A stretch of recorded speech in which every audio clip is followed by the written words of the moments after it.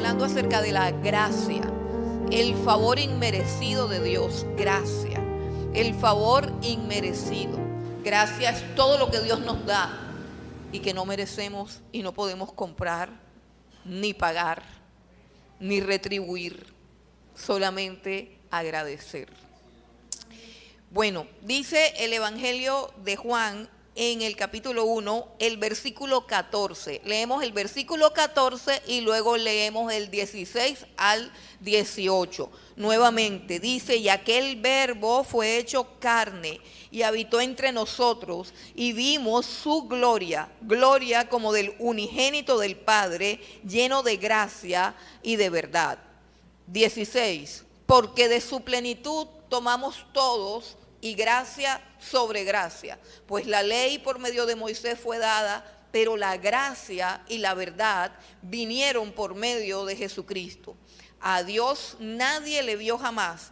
El unigénito Hijo que está en el seno del Padre, Él le ha dado a conocer. Hay dos aspectos básicos a considerar cuando hablamos de la gracia. El primer aspecto es su fuente, su origen, de dónde proviene la gracia. Y esa fuente, ese origen es la persona del Señor Jesucristo.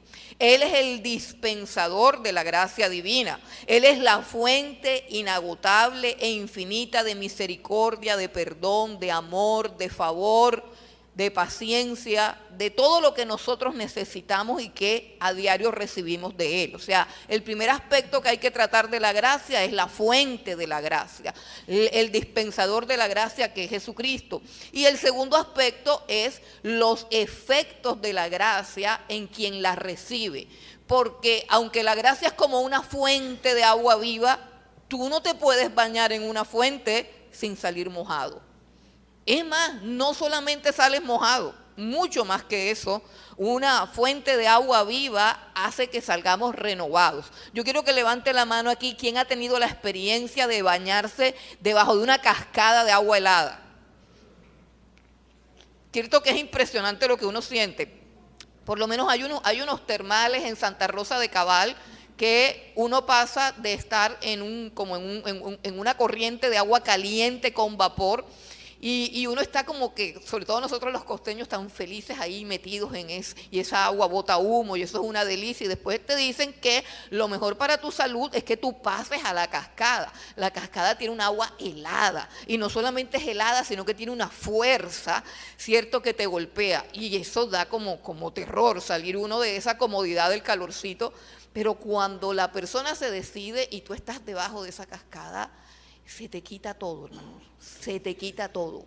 Se te quitan todos los dolores, se te quita toda la depresión, se te quita toda la tristeza, se te quita todo. Si usted no ha hecho eso, hágalo y se acordará de lo que yo le estoy diciendo. Yo soy de lo más cobarde que hay para todas esas experiencias y lo he hecho y me he quedado impactada de lo que es la fuerza del agua y el poder del agua. Entonces, así es la gracia de Dios, así es la gracia de Dios, como una fuente que tiene fuerza, que tiene poder, y tú no puedes estar bajo esa fuente y que no te pase nada. El segundo aspecto que hay que considerar es ese, el efecto de la gracia en las personas. Pero ¿qué sucede? Que la iglesia se ha dividido. ¿Por qué? Porque hay segmentos de la iglesia que se centran solamente en la fuente, en la dispensación de la gracia. Y hay otros segmentos que se centran y hacen énfasis solamente en los efectos de la gracia. Y todos los énfasis que se hacen cuando se ignora los otros aspectos se convierten en herejía, pero no solamente se convierten en herejía, sino que dividen la iglesia, porque están los que son de Pablo y los que son de Apolos, y nosotros actualmente tenemos una división bien fuerte con ese asunto, pero no vamos a hablar de eso porque vamos a hablar de la gracia. Entonces, yo quiero que vayamos a otro cuadro donde el Señor Jesucristo nos retrata esa gracia preciosa en el Evangelio de Lucas. Vamos a Lucas y nos ubicamos en el capítulo 18. Lucas 18, un texto muy conocido y familiar para nosotros. Lucas 18, versículo 9 al 14. Lucas 18, versículo 9 al 14. El fariseo y el publicano fueron a orar. Dice, a unos que confiaban en sí mismos como justos y menospreciaban a los otros, dijo también esta parábola. 2 hombres subieron al templo a orar. Uno era fariseo y el otro publicano. El fariseo, puesto en pie, oraba consigo mismo de esta manera: Dios, te doy gracias porque no soy como los otros hombres, ladrones, injustos, adúlteros, ni aún como este publicano.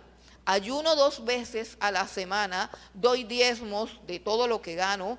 Mas el publicano, estando lejos, no quería ni aún alzar los ojos al cielo, sino que se golpeaba el pecho diciendo: Dios, sé propicio a mí, pecador. Os digo que éste descendió a su casa justificado antes que el otro, porque cualquiera que se enaltece será humillado, y el que se humilla será enaltecido. Padre, te damos gracias por tu palabra, Señor. Gracias, Padre Santo y Rey de Gloria, por este tiempo en que nos permites acercarnos a ti, Señor, y podemos comprender que tu palabra es eterna, Señor. Hace miles y miles de años que tú te sentaste a enseñar estas palabras, Señor. Y han pasado los tiempos, las edades, las generaciones, Señor. Han pasado tantas cosas y hoy, Señor, nosotros nos sentamos aquí a escuchar tus mismas palabras, Señor. Permite que estas palabras obren en nosotros, Señor, de la misma forma que obraron en tus discípulos, Señor. Que estas palabras quiten de nosotros todo lo que nos estorba al caminar, todo lo que a ti te desagrada, todo, Padre Santo, lo que nos impide crecer a la estatura tuya, Señor, todo lo que nos impide amar a nuestros hermanos y aún todo lo que nos impide serte fieles, Señor. Obra en nosotros, Señor, a través de esta tu palabra. Trae libertad, Padre Santo, trae libertad, Señor, que nuestras conciencias hoy, Señor, sean impactadas por tu palabra, Señor, que sean transformadas, Señor, y que tengamos paz, Padre, como tú nos los has hecho, Señor, como tú has hecho esa paz, Señor, en la cruz del Calvario. Te damos gracias, Dios, en el nombre de Jesús. Amén. Bueno, hermanos, entonces vamos a mirar solamente los 2 puntos que hay aquí. El primer punto es el fariseo y su oración. Vamos a mirar al fariseo y su oración. Como al introducir esta serie estuvimos hablando de los fariseos, yo creo que ya sabemos bastante acerca de ellos. Solamente recordamos rápidamente que los fariseos eran parte de la élite religiosa de Israel, que eran la secta religiosa más respetada, que eran doctrinalmente hablando los más ortodoxos, los más correctos, los más apegados a las escrituras, pero que eran también bastante legalistas y moralistas. Moralmente eran intachables ante la sociedad, pero ellos tenían una falla y tenían una falencia que los ilustraba o que los marcaba, y era que eran sumamente hipócritas, Y además de eso, el Señor Jesús lanzó una condena sobre ellos, sobre su hipocresía, y prácticamente fueron reprobados por el Señor Jesucristo. Ellos fueron los culpables de que Israel no conociera su salvación, de que Israel no entendiera que Jesucristo era el Mesías. Ellos fueron los culpables de que Israel se perdiera como pueblo en el momento en que el Señor Jesucristo vino para establecer su reino. Ellos fueron los culpables del divorcio que hubo entre Dios y su pueblo Israel cuando vino el Señor Jesucristo, porque no supieron instruir correctamente al pueblo de Dios, aunque eran sumamente apegados, según ellos, a la Torá. Entonces es bien importante que entendamos este asunto del fariseo. El fariseo es un doctor de la ley, el fariseo es un guía religioso de Israel. Ahora vamos a mirar su oración. ¿Cómo ora el fariseo? lo primero que dice aquí, bueno, antes de que nos metamos en cómo ora el fariseo, vamos a reconsiderar cuál es el propósito del Señor Jesucristo al narrar esta parábola. El Señor Jesucristo nos muestra que hay una manera de enseñar y una manera de predicar que muchas veces nosotros menospreciamos o desechamos, y es a través de las parábolas, a través de las historias. Las historias, en este caso llamadas parábolas, son una de las herramientas más poderosas para enseñar. Decimos y conocemos que Jesucristo es el maestro de los maestros, que Él es el más grande y el más excelente maestro. Pero a menudo encontramos que los maestros que nosotros consideramos buenos maestros no se parecen mucho en su metodología al Señor Jesucristo, sino que se parecen más a los fariseos. Entonces, tenemos que recuperar esa capacidad de enseñar a través de historias y a través de parábolas. Él tiene un propósito y Lucas nos dice en el versículo 9 que está dirigido a un grupo de personas esta parábola. ¿A quiénes está dirigido? Dice el versículo 9, a unos que confiaban en sí mismos como justos y menospreciaban a los otros. A ellos fue dirigida esa palabra. Y hoy nosotros vamos a escucharla, ¿cierto? Para que nosotros podamos examinar si tenemos confianza en nosotros mismos y en nuestra propia justicia, lo cual no sería nada bueno, nada bueno. Entonces, regresemos a la oración del fariseo. Número 1 dice que el fariseo puesto en pie, o sea, el fariseo oraba de pie. Eso implica que él tenía una actitud de seguridad y de confianza en sí mismo. Una actitud segura, una actitud confiada, pero sobre todo también existía en él un deseo de ser visto por los demás. El fariseo oraba de pie porque estaba muy seguro de su propia justicia, porque estaba muy seguro de sí mismo y porque necesitaba que los demás lo vieran orando. Ahora, la segunda característica de su oración, dice el Señor Jesucristo, es que oraba consigo mismo. Y eso me parece lo más terrible de lo que el Señor Jesús está mostrando de este fariseo. Oraba consigo mismo. Dice, oraba consigo mismo. Y pienso que esto nos debe preocupar a todos nosotros porque el fariseo no se daba cuenta que estaba orando consigo mismo.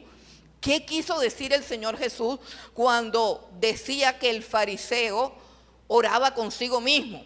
Encuentro que hay dos cosas claras, y es la primera, que el fariseo no tenía conciencia de la presencia de Dios. Que aunque él estaba en el templo de Dios, no percibía al Dios del templo.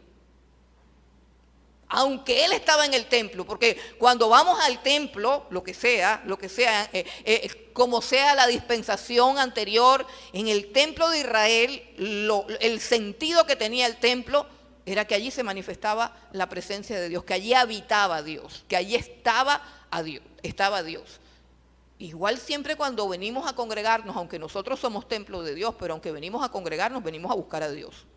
Venimos a buscar a Dios de una manera, porque Él ha dicho que Él se manifiesta de una manera especial cuando dos o más se reúnen en su nombre. Entonces, lo primero que le pasa a este fariseo es que no tiene conciencia de la presencia de Dios, no es consciente de Dios. Él ignora por completo la presencia de Dios y está completamente ajeno al hecho de que Dios lo ve. Ustedes recuerdan aquel salmista que escribió, Isa hablaba de eso ahora en la adoración: ¿a dónde huiré de tu presencia? ¿De dónde me esconderé? Si subo al cielo, allá estás tú. Esa es una experiencia de un salmista. Los salmos son experiencias.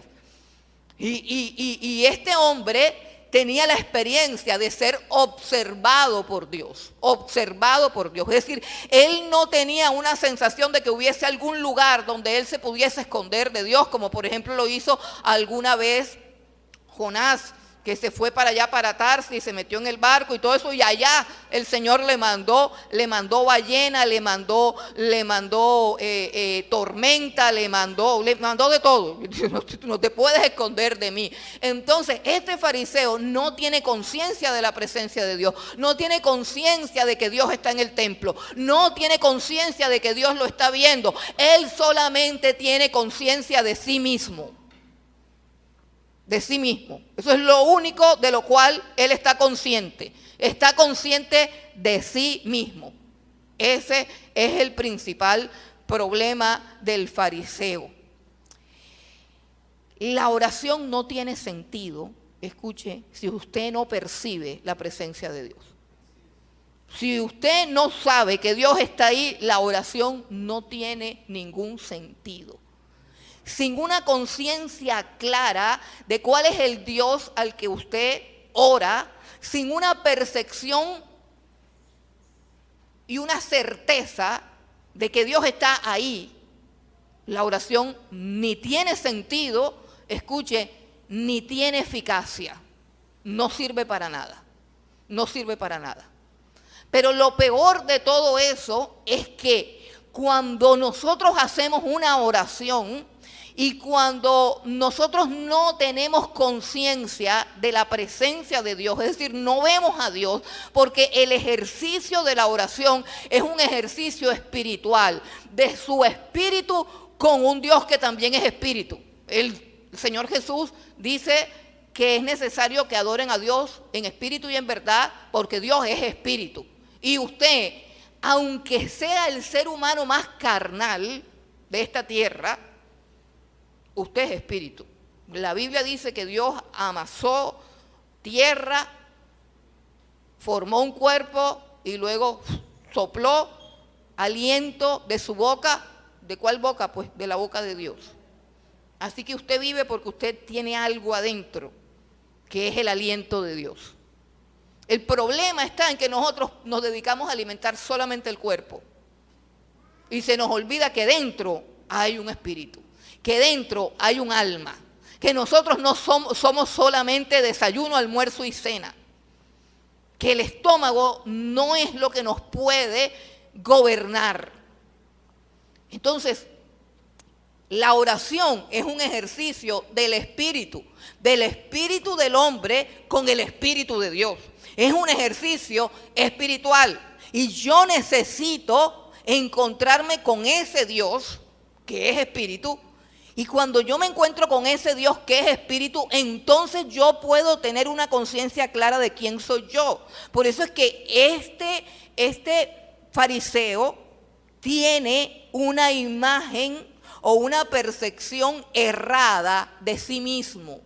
¿Por qué? Porque no está en perspectiva. Yo no sé si usted se ha dado cuenta, de pronto le tomamos foto a una célula, por así decirlo, a una célula agrandada, y usted dice, ¿y eso tan grande que es?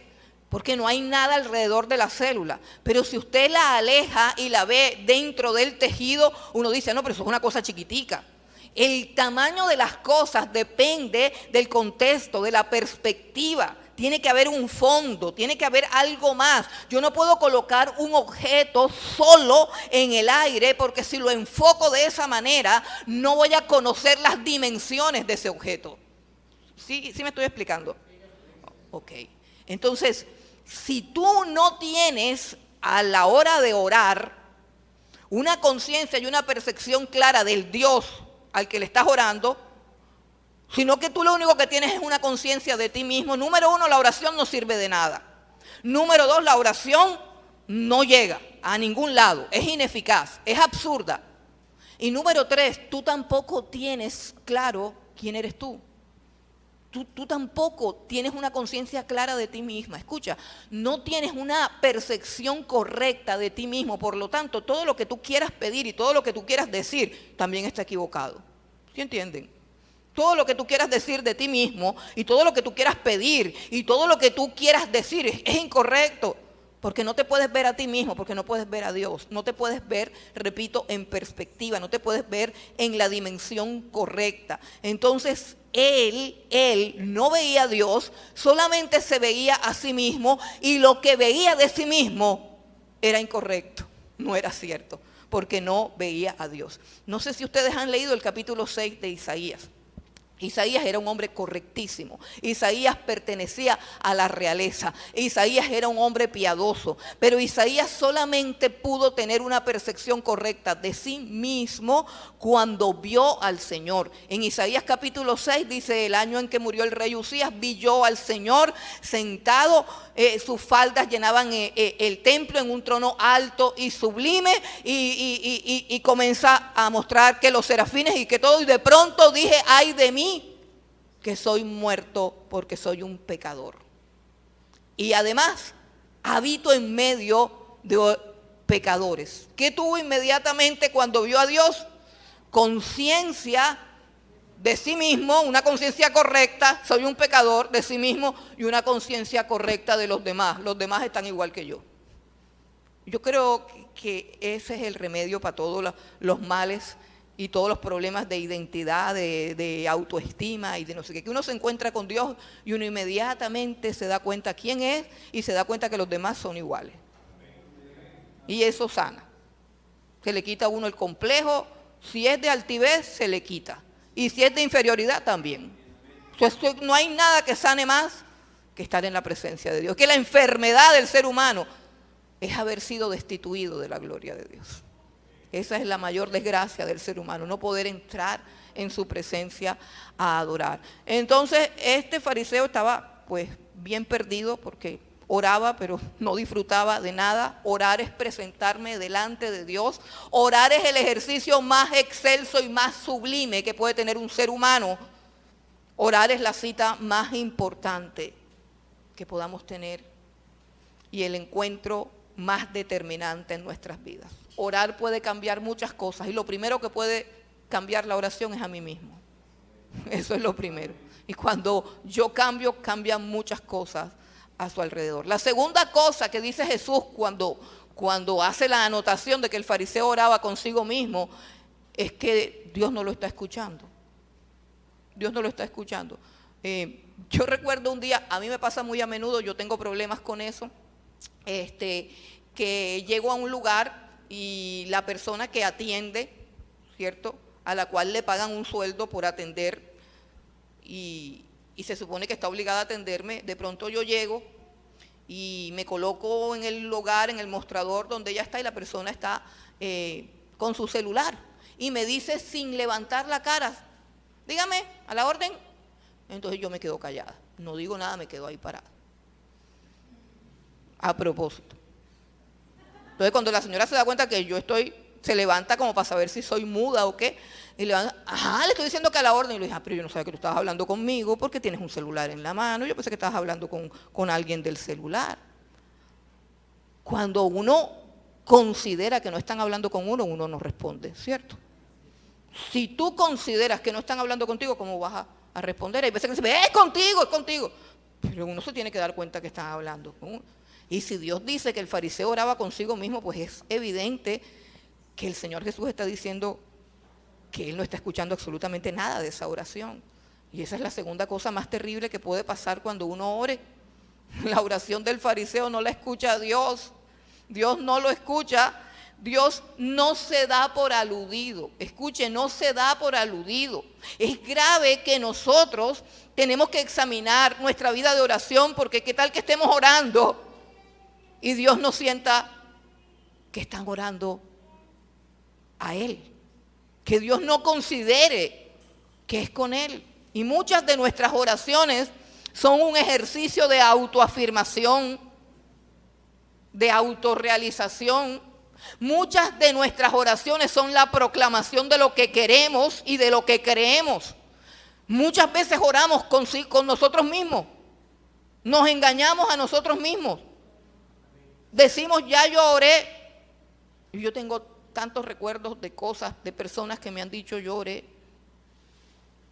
Por ejemplo, hubo una vez en la congregación que se reunieron como 7 individuos para irse de la iglesia, de diferentes familias. Sí, eran 7. Se reunieron y lo primero que dijeron fue: hemos orado hemos orado y hemos decidido irnos de la congregación. Yo me quedé pensando así, yo ya le había prometido a Dios que iba a quedarme callada.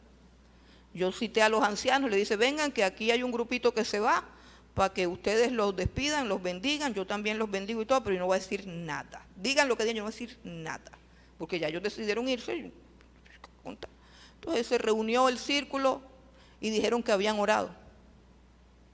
Y yo para mis adentros decía, ahora a la murmuración la llaman oración. Porque es que si viene Jefferson y Karen y me dicen que los dos oraron y que se tienen que ir, yo les creo. Pero si viene Jefferson y viene Ismael y viene Lisbeth y viene Ángela y me dijeron que oraron, yo digo, ustedes no oraron, ustedes se reunieron, chismosearon y hablaron. ¿Sí entienden lo que quiero decir? Por favor, no seamos tan bobos, no llamemos oración a la proclamación de lo que yo creo, de lo que yo espero, de lo que yo pienso, de lo que yo anhelo. Y tengo más ejemplos pero es que los ejemplos, aunque a Jesús le gustaban los ejemplos, nosotros tendemos a evadir los ejemplos porque los ejemplos son ofensivos. Entonces viene un hermanito y me dice que se va a casar.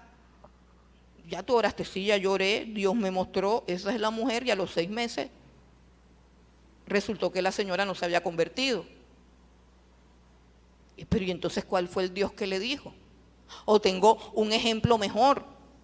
Una vez invitaron a mi esposo a predicar y él agendó su prédica y todo eso y ya iba a predicar cuando de repente lo llama la pastora de la iglesia, lo llamó y lo agendaron y lo publicaron y todo. Y luego cuando ya él iba a predicar lo llama otro pastor de la iglesia y le dice que no, que ya no va a predicar porque el Espíritu dijo que él no iba a predicar. Entonces, mi esposo, que era peor que yo, aunque ustedes no lo crean, le dijo a la señora que cuál fue el espíritu que le dijo al anterior, al otro pastor que se iba a orar. O sea, hay 2 espíritus comandando una iglesia.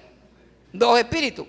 Entonces, ese cuento del espíritu, el espíritu me dijo y Dios me mostró y tuve una revelación y tuve una visión. Señor, muéstrame, Señor, que llueva sobre el vellón, Señor, ahora que llueva fuera del vellón, Señor, la que venga con camiseta verde, esa es la madre de mis hijos, Señor, y una cantidad de locura. Sí, hermano, y pueden venir una cantidad de personas con camiseta verde, y si a usted le gusta, usted dice, Dios me contestó, Dios me respondió, y así oramos diciéndole a Dios lo que queremos que haga y damos por hecho de que ya está hecho, ya Dios me dijo. Yo tengo el sentir, eso es de Dios. Entonces muchas veces oramos con nosotros mismos, con nosotros mismos y no con Dios. Hemos creído que la oración es la manera como conseguimos lo que queremos. Es decir, la oración es un medio para alcanzar nuestros anhelos y para nuestra autorrealización, pero resulta que no siempre es así. No siempre es así. Muchas veces la oración es el medio para morir al yo, para renunciar a cosas, para afrontar cosas que queremos que Dios nos quite. Y el ejemplo más glorioso de una oración poderosa es la oración en el huerto del Getsemaní. Comenzó Jesús diciendo, si es posible, aparta de mí este cáliz, pero que no se haga mi voluntad sino la tuya. Y fue la oración más intensa, más fuerte, más profunda y más poderosa. Él sudaba gruesas gotas de sangre, pero en el transcurso de la oración, él tuvo convicción de la voluntad de Dios. Y tuvo fortaleza para levantarse y asumir la cruz. Muchas veces la oración no es para evitar las cosas, sino para tener el valor, la entereza, el coraje y la integridad de asumirlas, aceptarlas y obedecerlas. La oración no siempre es para que yo me salga con la mía. La oración muchas veces es el camino del Getsemaní, el camino de la cruz. Ahora vamos a ver el contenido de la oración del fariseo. ¿Qué oraba el fariseo? Dice, puesto en pie, oraba consigo mismo de esta manera: Dios, te doy gracias porque no soy como los otros hombres, ladrones, injustos, adúlteros, ni aún como este publicano.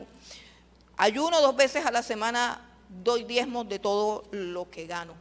El contenido de la oración era yo soy y yo hago. O sea, el contenido de la oración es el yo soy, yo hago. Yo te doy gracias porque yo. Los únicos pecados que él considera, mire, los únicos que a él le parece que es pecado, dice, no soy ni ladrón, ni injusto, ni adúltero. No soy ni ladrón, ni injusto, ni adúltero.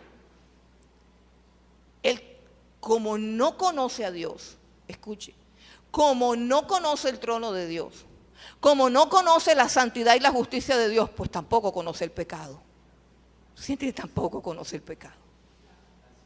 Él cree que las manifestaciones externas del pecado son el pecado. El pecado es más que robar, el pecado es más que mentir, el pecado es mucho más que adulterar. Robar, mentir y adulterar son las consecuencias del pecado. Escucha, no somos pecadores porque robamos y mentimos y adulteramos. No. Robamos, mentimos y adulteramos porque somos pecadores.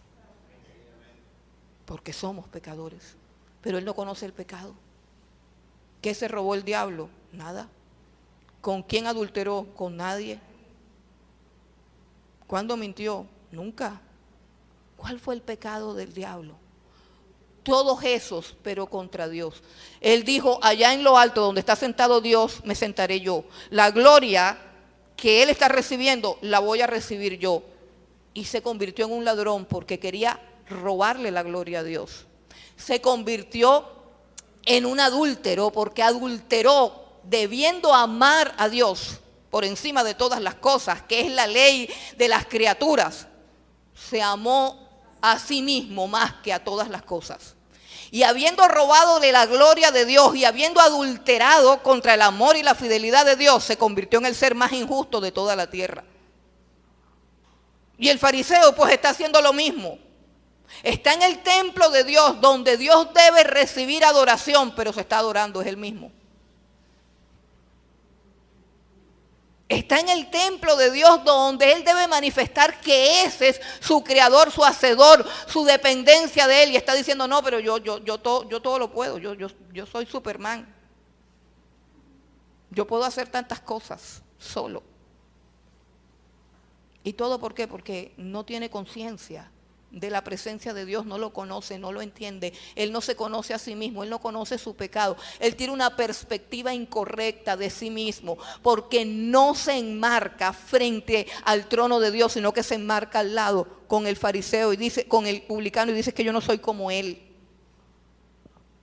Y de ahí es donde vienen todas las enfermedades, todo el orgullo, toda la soberbia. Cuando en vez de medirme con Dios, mi Padre y mi Creador, me mido con el hermanito de al lado y me creo superior. Pero aquí Jesús está diciendo que no, que el mejor era el otro, pero él se creía mejor que nadie. El contenido de la oración de este hombre es también un contenido equivocado.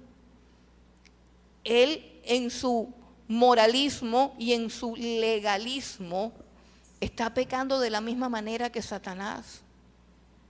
Le está robando la gloria de Dios, le está siendo infiel a Dios y está cometiendo injusticia contra el trono y la santidad de Dios. Solamente que aquí el pecado no está vestido con las ropas sucias con las que se coloca la gente de la calle, sino que aquí el pecado está vestido de religión y eso lo hace más abominable y más terrible. El pecado aquí está vestido de orgullo religioso. El pecado aquí está vestido ministerialmente. El pecado aquí está vestido con cosas de afuera. Recuerden, alargan sus filacterias, extienden los flecos de su mano, o sea, la investidura. Oh, yo, el reverendo, aleluya.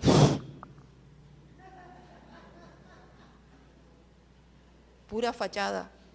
Y repito, eso hace que el pecado que hay dentro, que está siendo tapado, sea más horrendo y más abominable. Porque se viste, dice, se viste de religión, se viste de santidad. Así se viste Satanás, como ángel de luz, siendo él instrumento del mal y de iniquidad. El fariseo o los fariseos, dice el Señor Jesucristo, que tenían unas prácticas religiosas extremas. Y Él dice, yo diezmo de todo lo que gano. Y quiero decirle que en la ley no estaba obligado a todo el diezmo. El Señor Jesucristo dijo de los fariseos que ellos diezmaban la menta, el eneldo y el comino, es decir, los condimentos. Agarre los tarritos del condimento y saque el 10% y me lo trae acá. A cada tarrito. Tan legalistas como eso. Tan legalistas como eso. No, tenían que diezmar del ganado y de la agricultura, de las cosechas. Eso fue lo que Dios pidió, ya Él no pidió más nada. Pero es que hay gente que le gusta añadirle cosas para sentirse más santo. ¿Sabe? Yo tengo problema porque a mí no me formó nadie. Y suena como soberbio y suena como feo. A mí me formó la palabra. ¿Y por qué lo digo? Porque Dios, en su misericordia, no sé, en su sabiduría, permitió que yo viese caer a los dos hombres que me formaron. Al pastor de la iglesia donde me convertí, lo vi caer en adulterio. Y al maestro que me enseñó la palabra de Dios y amar la palabra, también me tocó presenciar su caída. De tal manera, hermano, que yo de lo único que me podía agarrar era de este libro. Y yo encuentro dificultades y discrepancias, dificultades sobre todo para entenderme cuando encuentro una oveja que ha sido formada por un hombre. Y que a diferencia de lo que dice Jesús, piensa que el pecado está en lo que toco, en lo que como, en lo que me echo. Cuando Jesús habló claramente de que no es lo que entra por la boca, sino lo que de ella sale. Religiosidad. Es que es muy fácil controlar el lavado de las manos, pero qué difícil es tener un corazón puro y limpio, que no piense mal. Mi problema no son las manos, mi problema es el corazón. ¿Cómo hago para no tener malicia? ¿Cómo hago para no pensar mal? Esa es la verdadera ruina del ser humano. ¿Cómo hago para cambiar lo que tengo dentro? Lo que tomo, no importa. Lo que me como, eso tampoco importa. Lo que me pongo y lo que me quita, no, es lo que llevo dentro, en mi corazón. Y cuando Jesús es el que te forma, cuando Jesús es el que te enseña, cuando no te pones a oír tanta babosada de tanto maestro raro, judaizante, condenador, ¿de qué es el ministerio de Jesús? ¿De qué es el ministerio de la gracia? No es el ministerio del perdón, no es el ministerio del rescate. Escuche, no es el ministerio de la justificación, doctrina fundamental de la vida cristiana, la justificación. La justificación. Pero algunos muy ortodoxos tienen un ministerio de condenación. Es más, la salvación tampoco es por doctrina. Escuche, la salvación tampoco es por doctrina. La salvación es por fe en el Señor Jesucristo. Porque si tú crees en el Señor Jesucristo, recibes la gracia, que es la que produce la salvación en ti. Entonces yo no puedo condenar a alguien que no crea exactamente lo mismo que yo, que no piense exactamente lo mismo que yo. Después de que tenga a Cristo, dice, el que tiene a Cristo tiene la vida. ¿Sabes cuántas cosas equivocadas pensaban los apóstoles de Jesús? Pedro pensaba, ya convertido, Pedro pensaba que si comía cerdo se contaminaba. Mata y come, le dice el Señor mostrándole una visión. Dice, no, yo no he comido nada inmundo. Y tiene que haber una revelación especial para que él vaya a evangelizar a un hombre que no ha sido circuncidado. ¿Sabes cuántas cucarachas en la cabeza podían tener esos discípulos? O el ladrón que se murió en la cruz. Solo basta la fe en el Señor Jesucristo y más nada. Y más nada. Lo demás lo hace Dios. Lo demás lo hace Dios. Jesús decía que estos publicanos tocaban trompeta cuando daban una ofrenda. Jesús decía que ellos demudaban el rostro, es decir, ponían cara de tragedia. Ponían cara de tragedia cuando ayunaban. Todo el mundo tenía que enterarse de que ayunaban. Porque hacían toda su justicia solamente para ser vistos de los hombres. Solamente. Y se olvidaron de lo más importante, dice el Señor, de la justicia, la misericordia y la fe. Miremos ahora la oración del publicano. ¿Qué es un publicano? Un publicano es un cobrador de impuestos. Un publicano es un judío, es un ser despreciable y considerado por la sociedad judía como un traidor. ¿Por qué? Porque aunque es judío, Roma lo contrata para que cobre los impuestos. Y Roma le da a los publicanos, les da una meta que deben cumplir, es decir, una suma de dinero que tienen que llevar a Roma. Y ellos tienen que cobrar todos los impuestos. ¿Y cuál es la paga? La paga es que Roma les permite cobrar de más. Después de que ellos cubran la cuota que les pone Roma, ellos pueden seguir extorsionando a todo el mundo y con ese dinero se enriquecen. Porque tienen libertad para cobrar, para la extorsión. ¿A usted no le parece que hay como cosas parecidas en nuestra época? ¿Cierto? Bueno, la historia era igual. Y eran hombres despreciables, detestables. Se habían enriquecido a punta de extorsión. Ya se puede imaginar cuánto lo aborrecían los judíos a los publicanos, que eran judíos, pero no eran considerados como judíos, sino como traidores a la patria. En la jerarquía, en el estrato social de los judíos, los publicanos y las prostitutas iban abajo.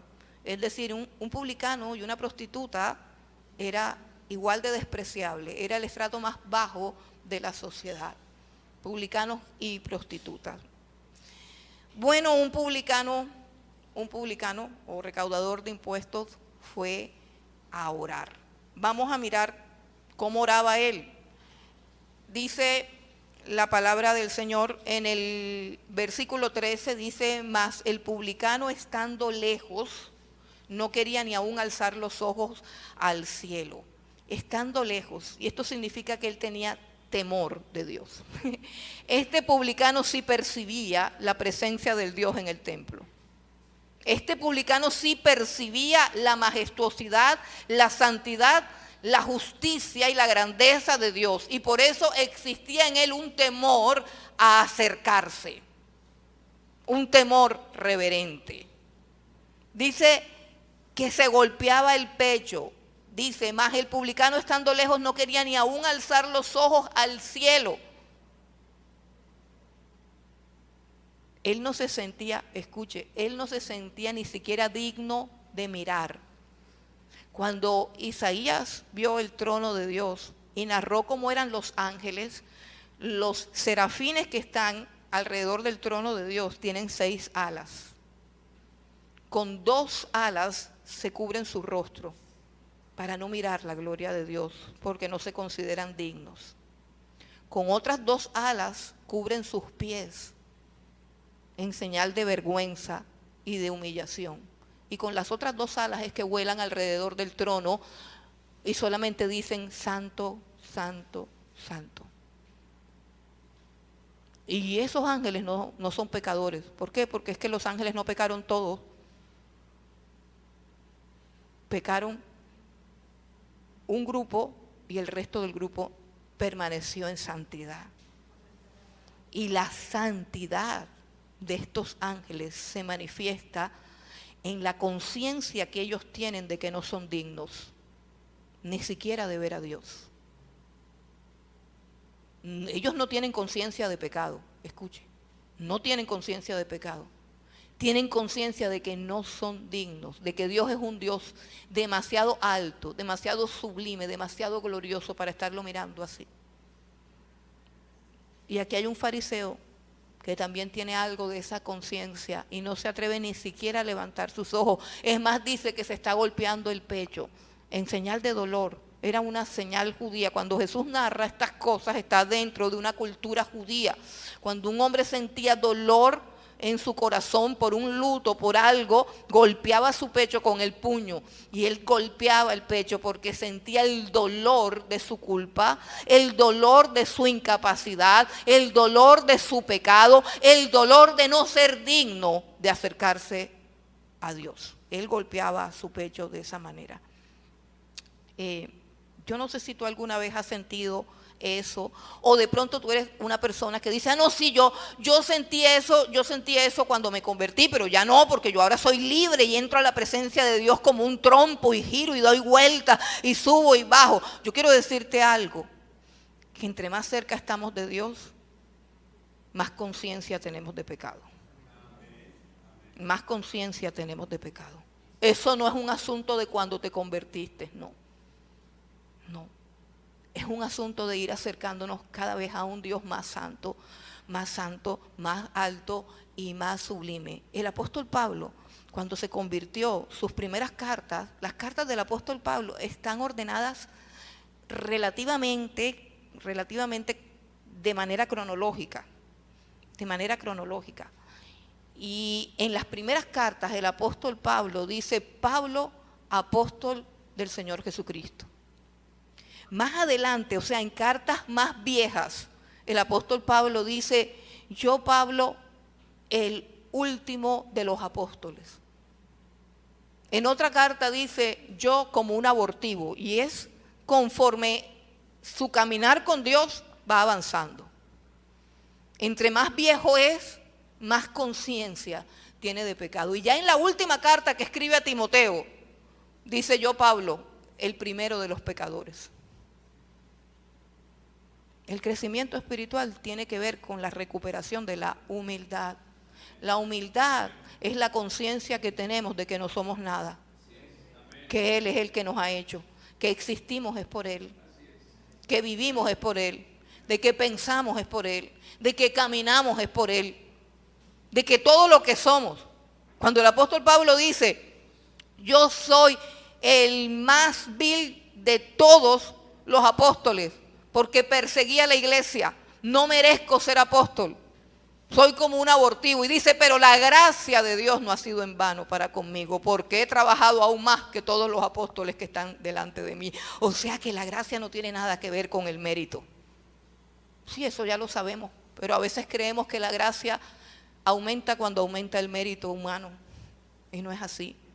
Es lo contrario, dice, donde abundó el pecado, sobreabundó la gracia. Nos cuesta trabajo, hermano, pero así es. Su oración, la oración del fariseo, aunque es corta, muestra claramente lo siguiente. La oración del publicano, aunque es una oración corta, muestra claramente que está plenamente consciente de su miseria y de su incapacidad.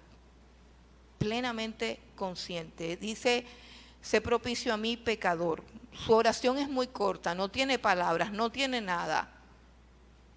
Está consciente de que no puede hacer nada, de que es incompetente, incapaz de alcanzar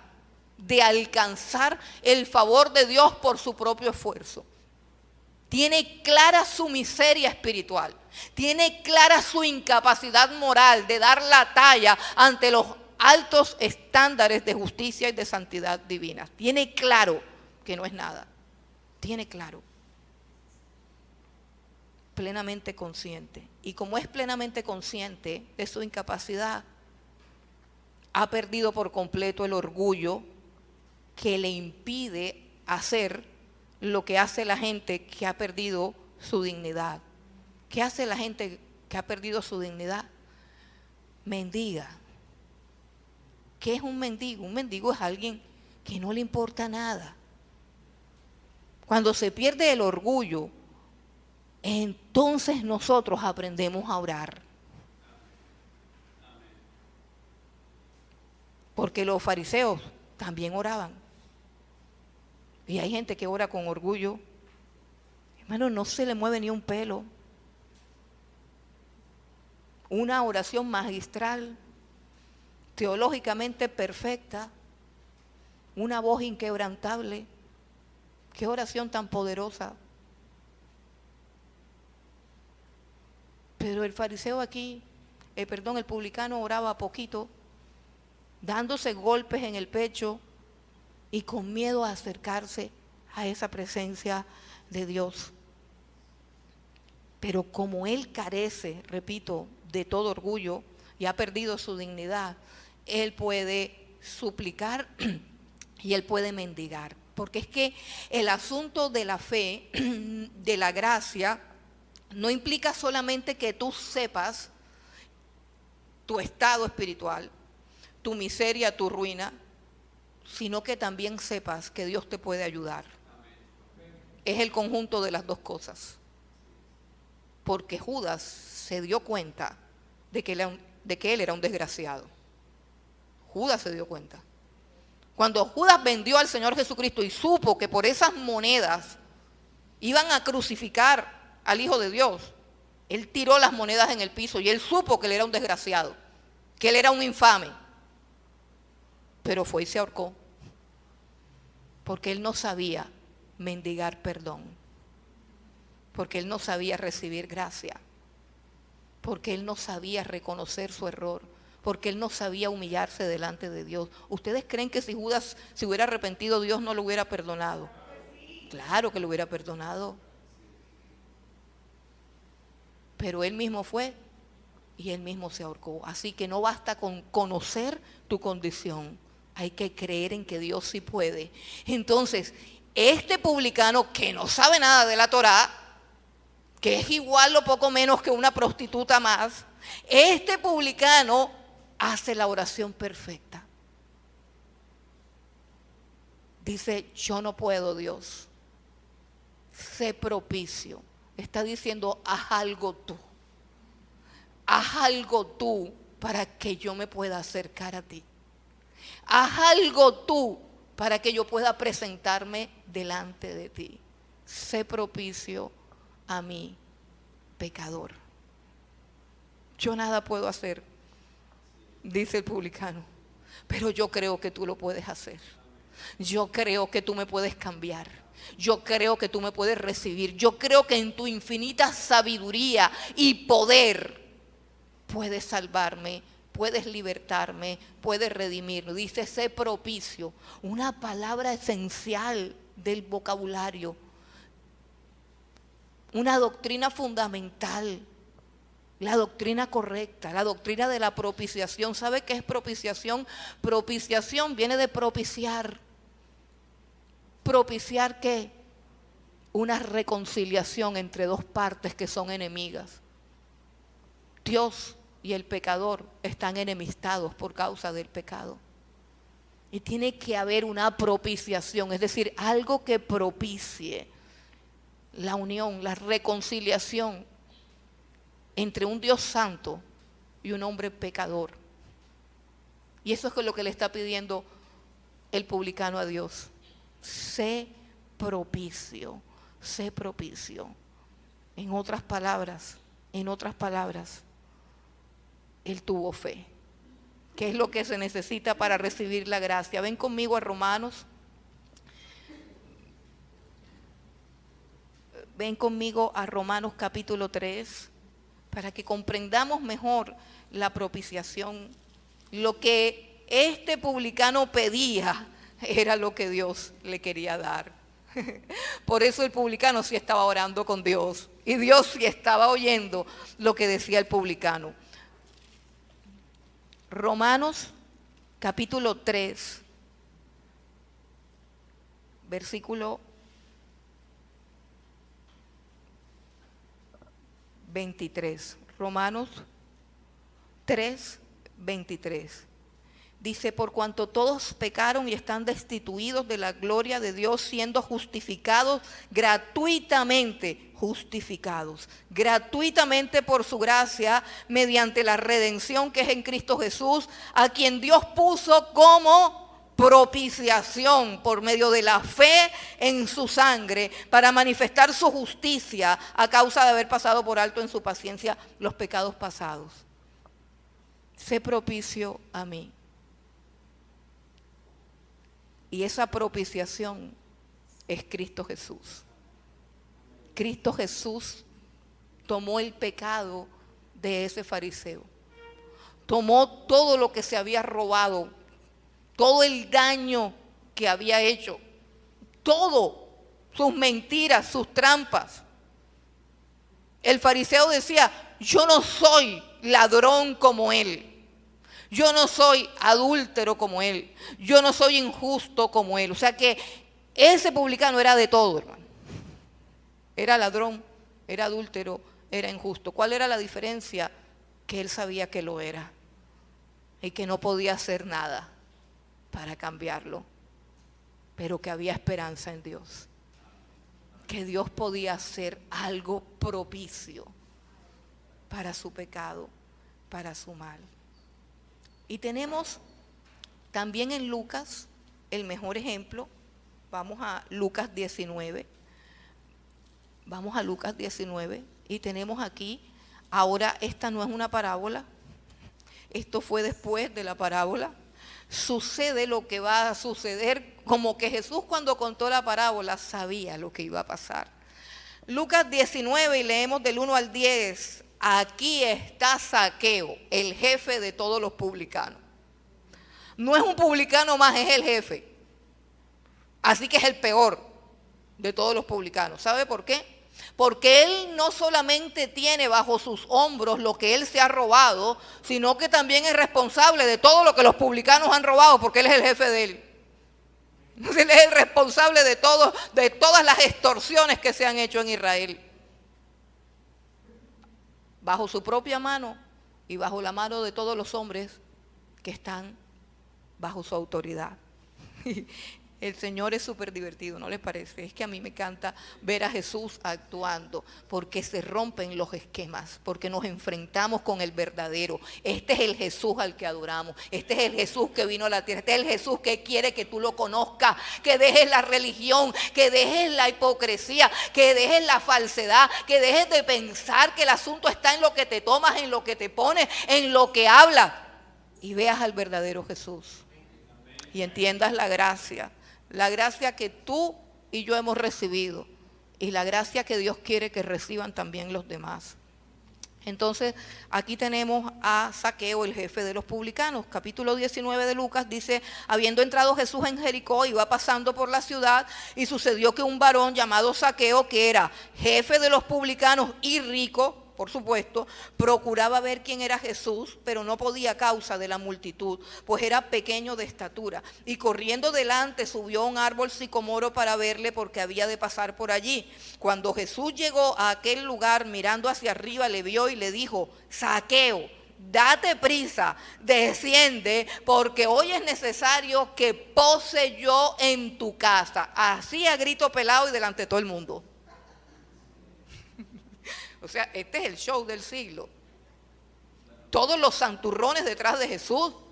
Y de repente, subido en un árbol, está el pecador más odiado de Jerusalén. Y Jesús ignora a toda la multitud y le pega un grito que lo oye todo el mundo y le dice, Zaqueo, hoy voy a almorzar en tu casa, bájate de ahí.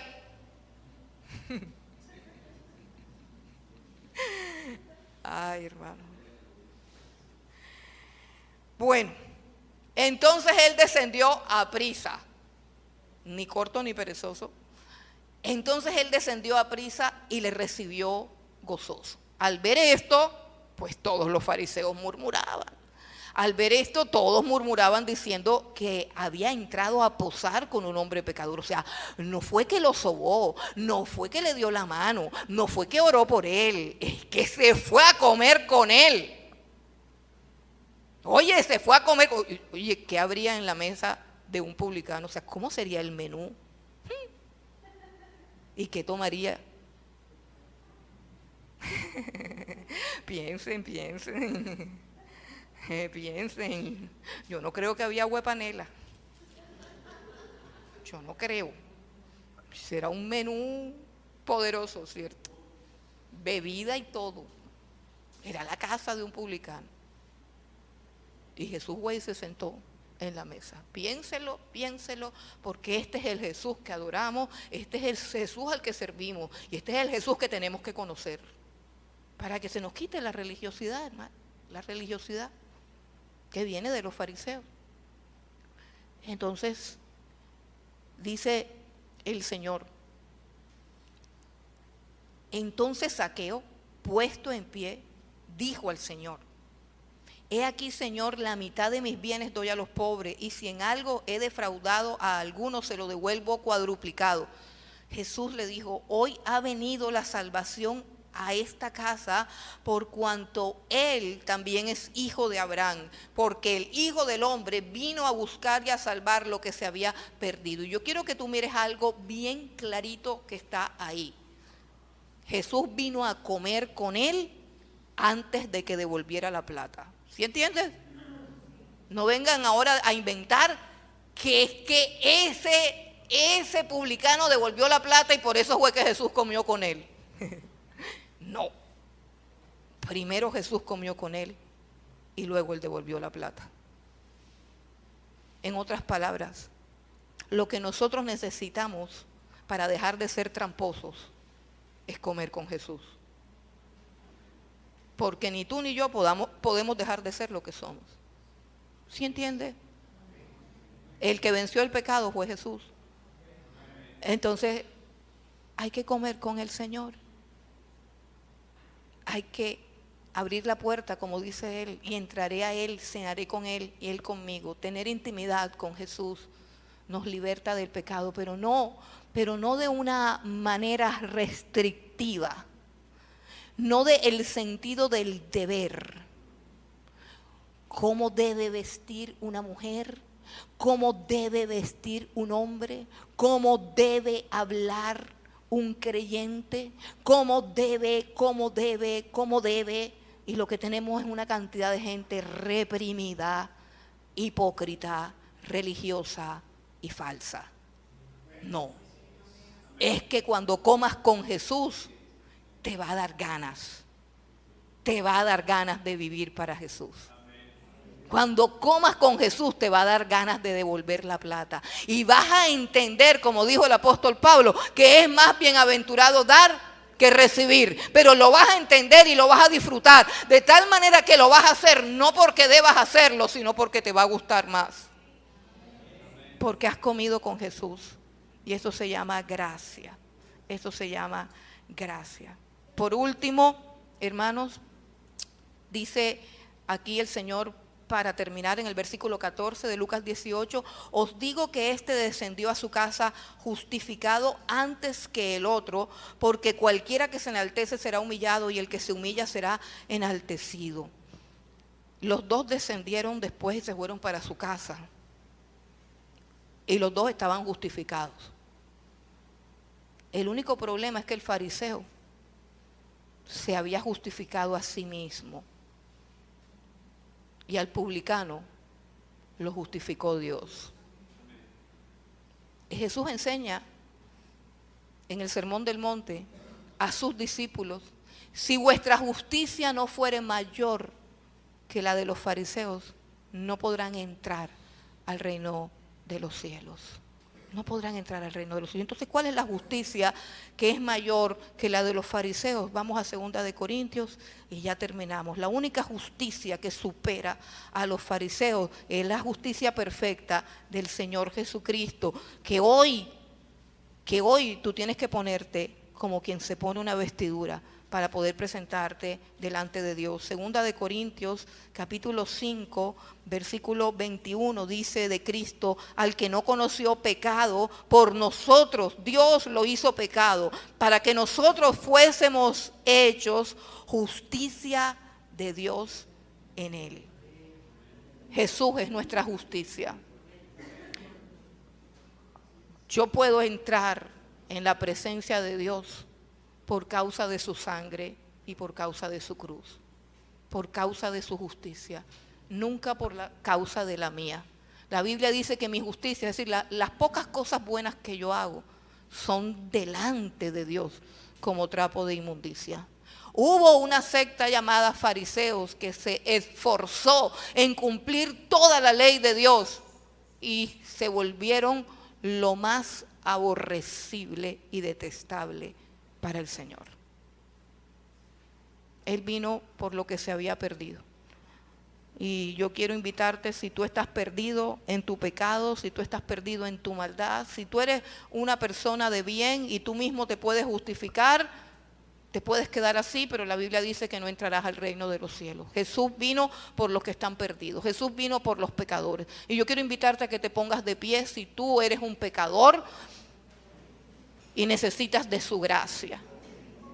Si tú eres un pecador y necesitas clamarle a Él para que Él sea tu propiciación, que Él te revista de una justicia que es superior a todo lo que puedes soñar, pensar y desear. La justicia perfecta del Señor Jesucristo, que jamás mintió, que jamás robó, que jamás adulteró. Solo Cristo es nuestra propiciación.